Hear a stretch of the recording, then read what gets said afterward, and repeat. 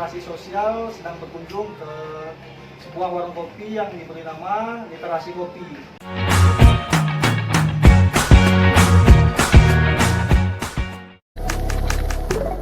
Assalamualaikum warahmatullahi wabarakatuh. Hari ini komunitas literasi sosial sedang berkunjung ke sebuah warung kopi yang diberi nama Literasi Kopi. Nah, di sini saya bertemu dengan salah satu ataupun pendiri dari Literasi Kopi ini sendiri yang bernama Bang John. Langsung saja Bang John kasih sepatah dua kata untuk kita ini lah pergerakan abang ini di sini. Ya, kalau aku sih sebenarnya dari dulu selalu gerakan literasi. Kemudian kalau kita pintu masuk itu ada Tan Malaka. Ada satu quotes yang sangat menarik menurut aku dari Tan Malaka, yaitu bahwa kepustakaan itu bisa dibangun dengan adanya toko buku. Jadi saya punya impian besar sebenarnya bagaimana ya membuat toko buku sampai tingkat kecamatan, kalau bisa bahkan sampai tingkat desa. Karena aku lihat contoh kecil Sumatera Utara bahwa toko buku itu hanya menjangkau tingkat kota.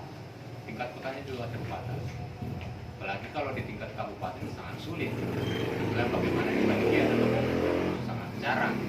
Atau di Tarutung, di Tapanuli, Sebatas ibu kota provinsi lah ibaratnya. Iya. Jadi Jadi kalau soal literasi kopi sih sebenarnya lebih ke konsep sih sebenarnya, karena merujuk kepada lembaga resminya secara legal formalnya adalah Pusat Kajian dan Dokumentasi Sumatera. Pusat Kajian dan Dokumentasi Sumatera pada tahun-tahun belakangan ini konsensi sebenarnya bagaimana mengumpulkan arsip-arsip buku yang berkaitan dengan Sumatera. Sejauh ini dalam proses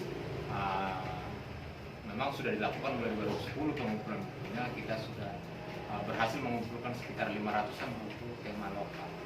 di fokus abang ini ke lokal konten dan sekaligus kopi inilah ini sebagai pergerakan abang juga diskusi dan juga segala macam gitu kan. Dalam artian sih sebenarnya bahwa filsafat lokal itu cukup menarik menurut aku, tapi tidak menjadi sebuah produk intelektual. Misal hari ini di contoh kecil ya, di tahapan bertani orang sering berbicarakan soal permakultur. Tapi contohnya di Batak itu sudah hal yang biasa, bahkan sudah masuk dalam sebuah perumpamaan yang diucapkan dalam sebuah adat atau ritual. Dan contohnya Susangkar Mahapori Sinurna Pinahankan Mula, dalam artian ada ekosistem di dalamnya. Tapi ketika tren Eropa berbicara soal permakultur, kita mengadopsinya bulat-bulat tanpa kita merujuk kepada literatur lokal. Sama sebenarnya contohnya bagaimana kita mengagumi sebenarnya contohnya bagaimana konsep teokrasi di Vatikan, di Tibet, dan sebagai alim ulama, dan dia juga sebagai kepala pemerintahan gitu. Justru di Tanah Batak sendiri sudah ada Sisingamangaraja. Dia seorang spiritual, tapi dia juga sebagai tokoh spiritual. Jadi menurutku banyak, apalagi soal gender. Soal gender menurut aku bahwa Batak juga sudah bicara bukan persoalan jenis kelamin laki-laki dan perempuan.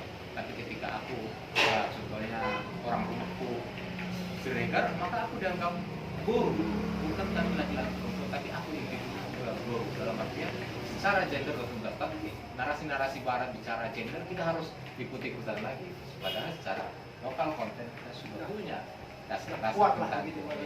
Tapi itu tidak menjadi produk intelektual saya terkenal. Jadi itulah sebenarnya niatanku sebenarnya. Banyak mahasiswa interest soal studi lokal, tapi mereka gagal di kampus karena kampus menuntut harus minimal 20 referensi buku gitu.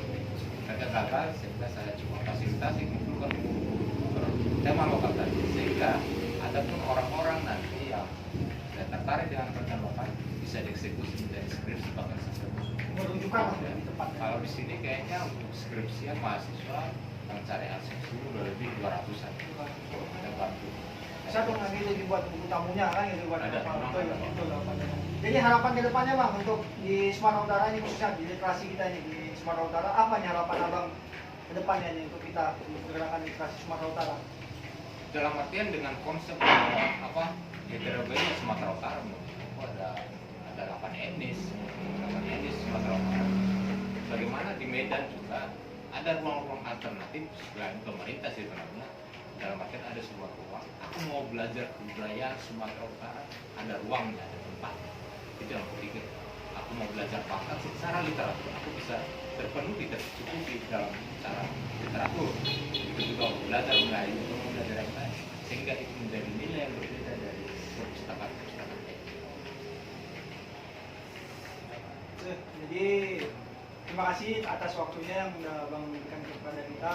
Diskusi-diskusi santai kita ini ya mungkin menarik, dan kedepannya mungkin hubungan dan komunikasi kita lebih lanjut lah Bang ya. Siap.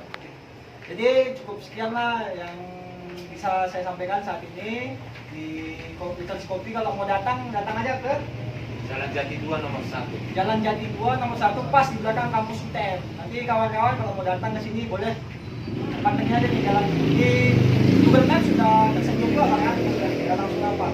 Oke, sampai jumpa. Saksikan terus channel Komunitas Literasi Sosial. Salam literasi, salam sehat. Koleksi yang ada di Literasi Kopi sendiri sangat beragam, apalagi tentang koleksi-koleksi langka. Nah, di sini banyak tentang koleksi budaya Sumatera Utara, khususnya tentang budaya Batak. Nah, jadi bagi Anda yang sedang mencari sumber rujukan, bisa nih datang ke sini Literasi Kopi di belakang kampus UTM Medan.